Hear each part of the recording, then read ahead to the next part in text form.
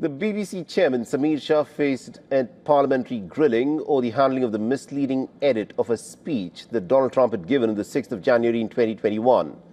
Acknowledging that the broadcaster was simply too slow in handling the matter, Samir Shah rejected claims that the BBC's impartiality was being undermined from within its own board. I think when we make a mistake, it's an important thing. We need to identify the problem and take the correct actions. It's not enough to say, well, everything else is great.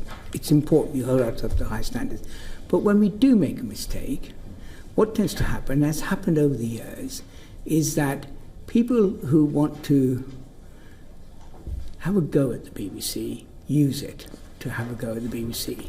And I said at the beginning here, I apologise for the people who care deeply for the BBC and want it to survive and thrive.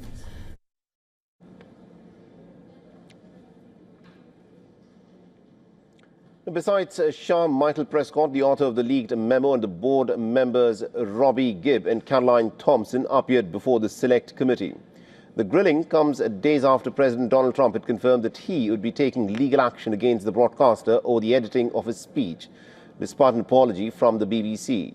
When questioned by the committee over its handling of the reports of bias at the public broadcaster, Samir Shah said that it had not been chaotic and defended the fellow board member, Robbie Gibb, against the allegations of bias.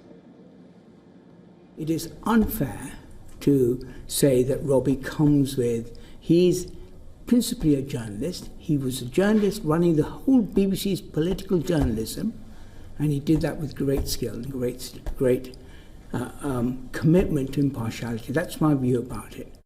It's up there as one of the most ridiculous charges. I mean, people had to find some angle. It's complete nonsense. It's also deeply offensive to fellow board members who are, as Samir was saying, are people of great standing in different fields. The idea that somehow I'm not even sure what the charge is, to be honest, and basically other than to say it's complete nonsense.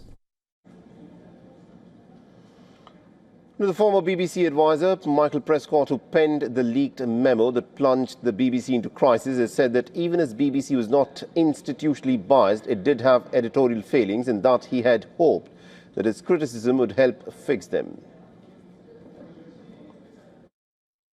Because I never envisaged events playing out in the way they did.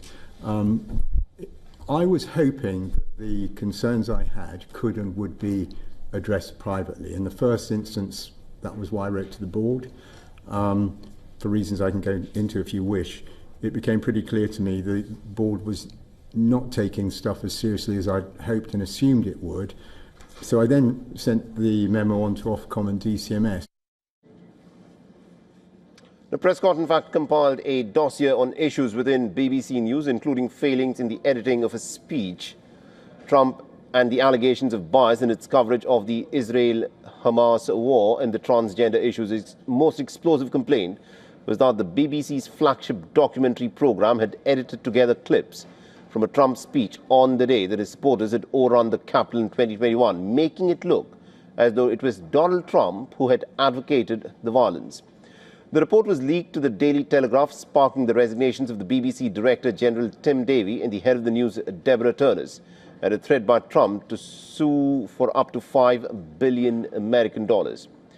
The BBC said last week that Shah had sent a letter to the White House saying that he and the corporation were sorry for the edit of the speech, but the broadcaster has said that it had not defamed Trump and rejected the basis for the lawsuit threat.